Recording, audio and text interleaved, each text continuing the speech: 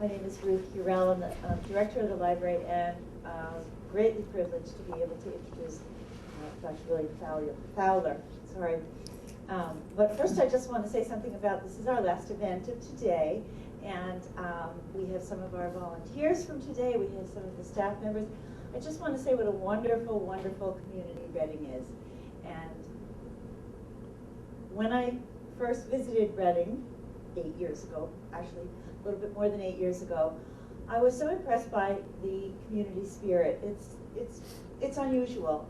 And I was willing to move my family 100 miles to come and be here with you, largely impressed by the love that people have for this community, which is, as I just said, not an ordinary thing. And I see that when we come together. I see that with the enthusiasm of the staff. I see that with the commitment of the volunteers, the wonderful trustees who've been working so hard, people who are on our volunteer and support groups like the Friends in the Foundation. But it's everywhere in the community, and I greatly, greatly appreciate it. It makes it a pleasure to come and do some work that is sometimes hard, and I really, really love it.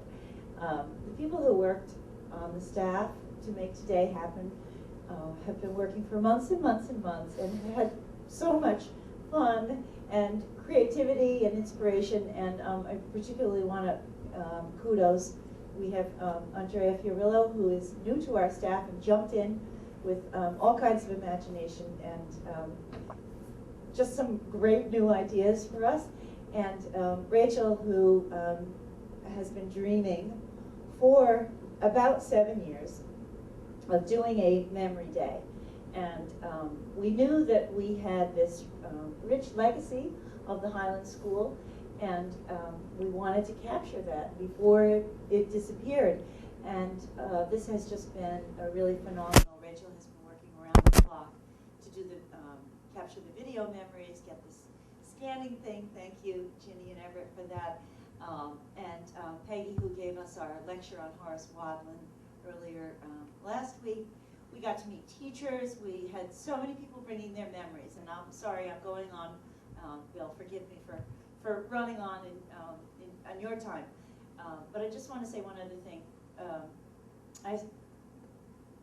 I saw a teacher, a gentleman, earlier this afternoon, and two of his students came in, and they were having some fun reminiscing.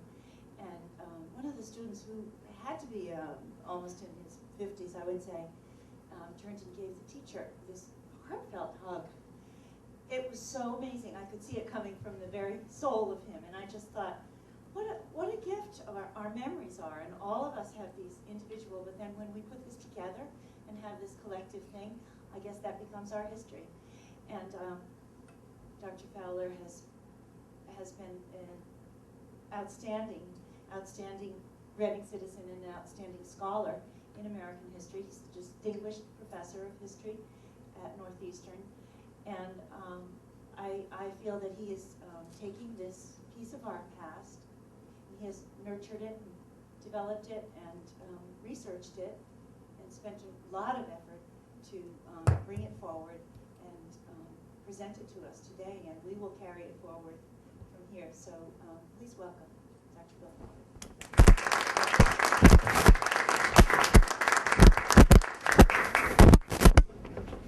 Thank you very much, Ruth, and good afternoon, everyone, and special thanks indeed to the library staff for making all of this happen. Ruth was very kind in her remarks, but I have to tell you, sometimes you're lifted up to be let down. And this is the season of student course evaluations at the university. And I was just reading my evaluations the other day, and I came across one. The student checked all the right blocks, excellent, excellent, excellent. Good. I enjoyed that. And then there were, down the bottom, the comments section. In the comments section, the student wrote in, "If I only had 2 hours left on earth, I'd want to spend them in Professor Fowler's class." Then I turned the page, and he continued on to say, "Because Professor Fowler's classes last for eternity. So I promise to keep you for somewhat less than eternity. Let me just preface my remarks first by saying it's a great privilege to be here and to be invited to speak about the history of this building and the history of our community. It has a little special meaning for me, though, on two accounts. First, there's a wonderful photograph downstairs that you might have looked at showing the first class in this building in January 1897. And in the front row, in the middle of that class, is a young man sitting there with a very angelic look, hands folded. And that happens to be my grandfather, who was here in the first class. The photograph of him in that angelic pose does not indeed reflect his character, at least as I knew it. And then secondly, I had the great honor and privilege many years ago now, along with Cherry, to serve on the building committee that oversaw the reconstruction of this building from its use as a school to a library. And as I read the letters in the Chronicle and listen to the discussion, we are and we ought to be very proud of what we did those many years ago. But let me assure you that we left a lot undone, And so I'm glad to be here to sponsor, to help, to push, to do anything I can to finish a job that began so many years ago. Well, nearly 400 years ago, April actually, 1630 to be precise, a group of vessels left Southampton, England, bound for here to New England. And this was the beginning of the Puritan migration. Deeply religious, these men and women believed in the sovereignty of God and the authority of the Bible. Equally important to them was a sense of community and responsibility to one another. Before leaving England, their leader, John Winthrop, spoke to them. He preached to them a sermon. He reminded them of what their mission was. This is what he said, that the mission is to provide for our posterity. We must follow the counsel of Micah, to do justly, to love mercy, to walk humbly with our God. For this end, we must be knit together in this work as one person. We must entertain each other in brotherly affection. We must be willing to abridge ourselves of our extravagances so that we might support others. We must treat one another with meekness, gentleness, patience, and liberality. We must delight in each other, labor and suffer together, always keeping in mind our purpose. For we must consider that we shall be as a city upon a hill. The eyes of all people are upon us. Well, had these people not been united in community, they never would have survived the howling wilderness of New England. Indeed, this holy experiment did survive and grew. And as more people arrived, the hiving out process began and new communities were founded. In 1631, settlers from Salem established a village at a place the natives called Saugus. In honor of their minister, Samuel Whiting, who hailed from King's Lynn in England, in 1637, they changed the name to Lynn. From Lynn, looking inland, there were numerous freshwater ponds and meadows, fertile land that beckoned settlers. And in 1639, Lynn was granted an inland plantation, Lynn Village it was called, which 5 years later became Reading. How comes the name Reading?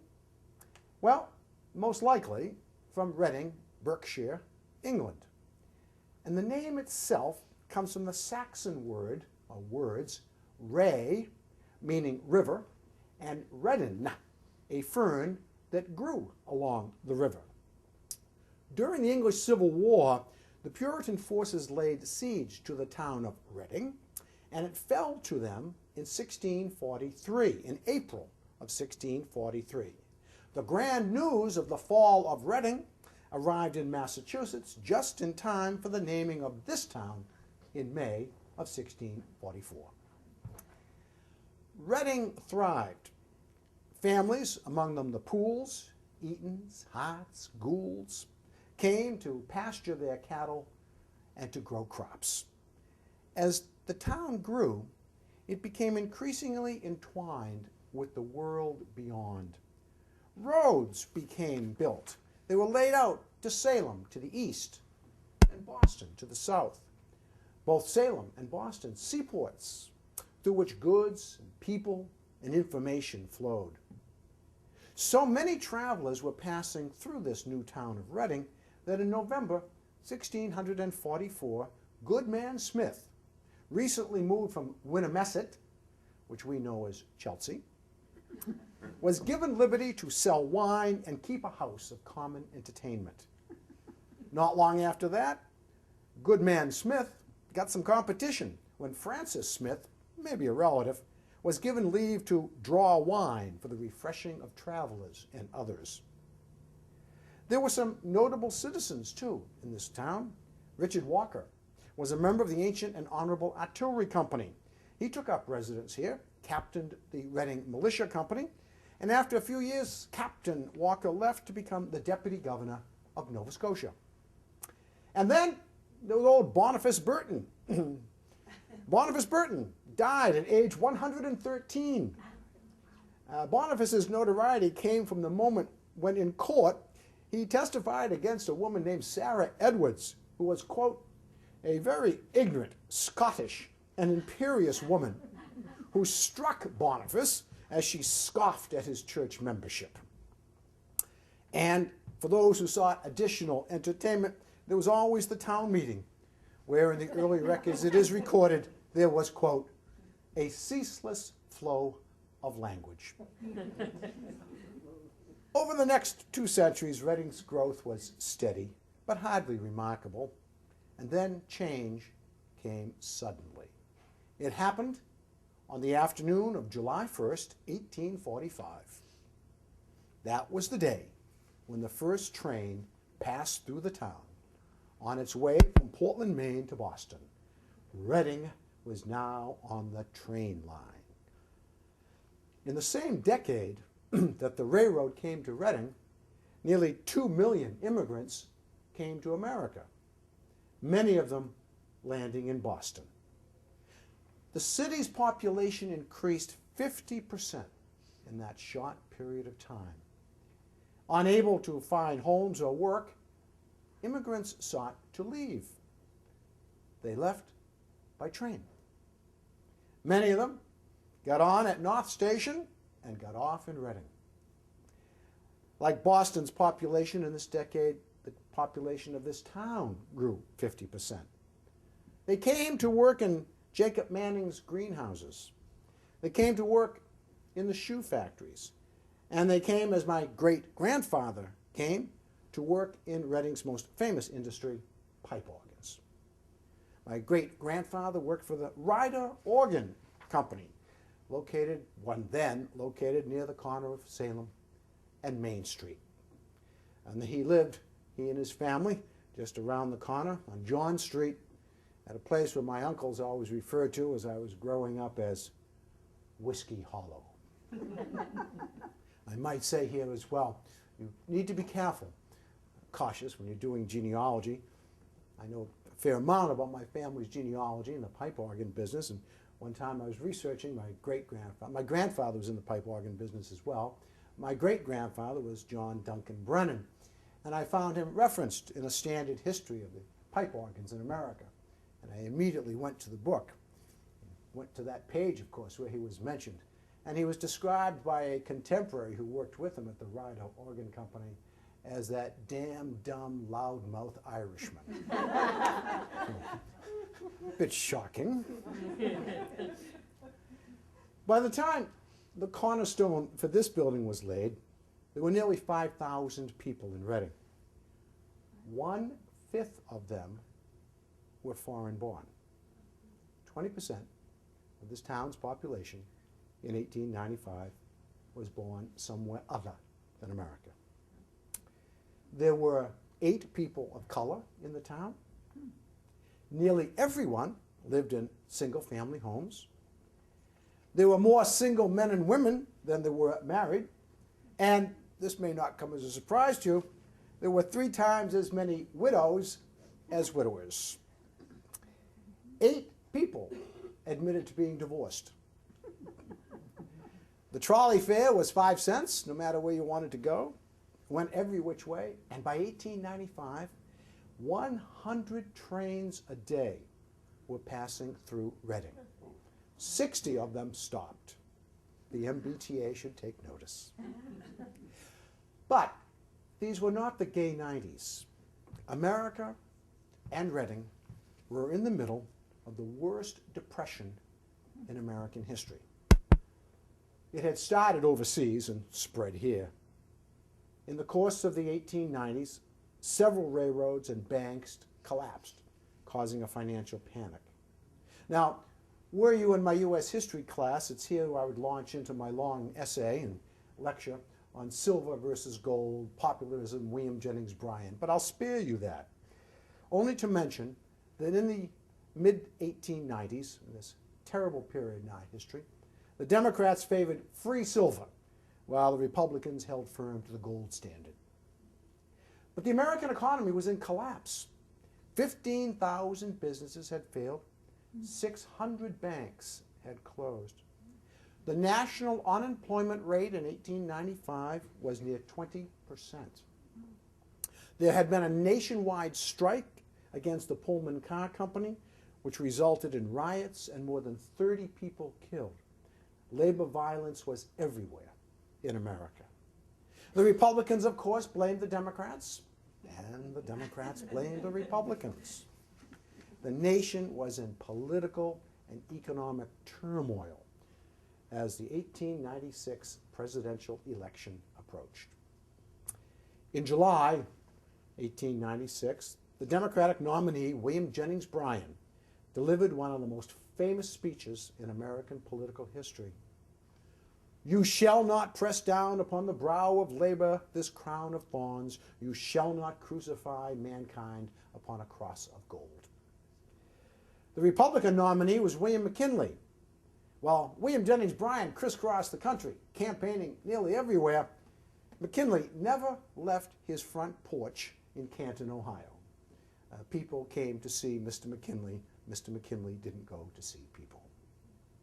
Reading was a bastion of Republican strength. The town had 735 registered Republicans. Please recall that only men could vote at this time. 735 registered Republicans and 325 Democrats. And there was no doubt where the local newspaper, the Chronicle, stood. The editor announced support for McKinley even before the votes were being counted at the convention. And he then went on to chide others for not supporting the Republican ticket. A July 1896 headline in the Chronicle read, quote, "The Boston Herald has found its conscience at last and come out for McKinley." And then the Chronicle went on to advise its Reading patrons, quote, "Don't skip a single name with the word Republican against it on Election Day." Now, there were some Democrats around. According to the Chronicle, Dr. Charlie Henderson, who was the chairman of the Board of Health, boasted that if William Jennings Bryan lost, he'd eat crow. The wager was accepted. Alas, the poor doctor. Nationwide, the presidential election of 1896 was close, but not in Reading. Not in Reading. 84% of the eligible voters turned out. The vote was 10-1 in favor of McKinley. The next day, there was a grand parade. 200 Republicans celebrated with a sound money victory parade. And they marched up Main Street behind a banner that proclaimed, "Reading's vote, gold cents, 816. Nonsense, 124. As for Dr. Henderson, well, the Chronicle took, I think, great delight in printing a short story that same day, quote, reporting on an event. And here was the report. A couple of nice fat Reading crows, cooked in the best style of culinary art, were served up last Saturday evening at the Volunteer Hose Company, Wakefield, to Charlie Henderson. But there are other things, too, about which Readingites were concerned. 2 years before, 1894, Reading, North Reading, and Wakefield had celebrated their joint 250th anniversary. It had been a grand celebration. 3 days of festivities marked the birthday. Streamers and bunting were draped from every building in the downtown area. There were dinners, banquets, parades, and even a bonfire on Bear Hill. It rained on the morning of the parade, but that didn't seem to dampen spirits. But celebrations like that are ephemeral, like sunbursts, brilliant for the moment, but then gone. And so the people of our town wanted something more permanent. They wanted a remembrance. They waited 2 years for it. But in 1896, to the acclaim of all, this volume was published. Rebound here, as it needs to be, but the memorial history, the proceedings of the 250th anniversary of the ancient town of Reading. A wonderful volume to which I draw your attention. Perhaps, I won't say surpassed by, that would not be fair, but I would also suggest certainly a worthy successor that we did for our 350th anniversary. This volume, Wood End, which I'm sure many of you are familiar with. I think we should, the town should take great pride in having these 2 volumes. Reading was one of the first towns in the Commonwealth to celebrate such an anniversary. And the volume did draw great attention. It drew attention to the town and to all of the attractions that were in the town. Now, what might have been some of the attractions in the town? Well, Rachel Baumgartner kindly pointed me towards a particular issue of the Chronicle in which there was a story of a local booster described what was so special about Reading. And so in 1895-96, here was what was so special about this town. A quiet, busy town. No hoodlum element to make one afraid. Good schools and excellent church privileges. 12 miles from Boston, with more than 60 trains in and out. A homogeneous population. Electric streetcars to neighboring towns. The town is lighted by electricity. Macadamized streets and concreted sidewalks. Night and day police. Neat and handsome buildings. The largest organ pipe factory in the world. Telegraph and telephone. A good water supply. All wonderful, wonderful qualities, and many of them we continue to enjoy, and more continue to enjoy today. But the citizens of Reading went beyond rhetorical boosting. Their celebration of the past instilled in them a faith for the future, and they gave testimony to that when, in the midst of this terrible depression of national turmoil, they voted to build a school. The site chosen was here, atop a hill. And the architect, as you all know, was Horace Waldron, Reading's most distinguished citizen, and indeed one of the Commonwealth's most important public servants. Our town meeting appropriated $55,000, and Waldron's work was exquisite. Nothing bashful about this building. Romanesque in style, thoughtfully composed and finely constructed. The granite underpinnings, windowsills of Indiana limestone, 4 massive chimneys enlivening a kind of low sloping roof of slate, and an elegant porte cochere on the northern front. The construction of this building drew attention throughout the area. It could be seen from the trolley line. In May 1896, a passenger traveling along the line wrote to the Chronicle, that he was amazed at what he saw as he looked up. Quote, "There in full sight stands our $50,000 schoolhouse. What would our fathers say to such a place for our young people? We trust it will prove a great benefit to the whole town. It is in a commanding position, high and dry," well, maybe not so dry, "and seems to be in good proportions." Upon seeing the school, another visitor, noting the size and elegance, inquired if the building might not be a state normal school, causing the school committee to, quote, "challenge anyone to reproduce a similar building at the same cost."